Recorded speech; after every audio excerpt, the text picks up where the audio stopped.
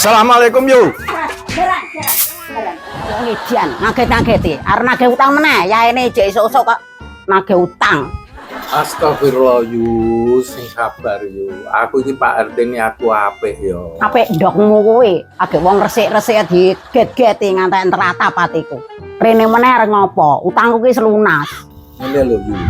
Iki kan lagi musim ana wabah iki.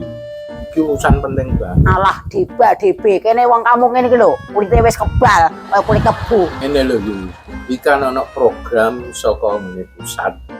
Jadi iki kuwi tiap warga iki kon resik halamane, kon resik dalan supaya gen wabah iki ora wabah nang ngene wargane dhewe. Resik-resik ndokmu suwek kuwi, kowe mung perintah tok ora tau nyapu kok.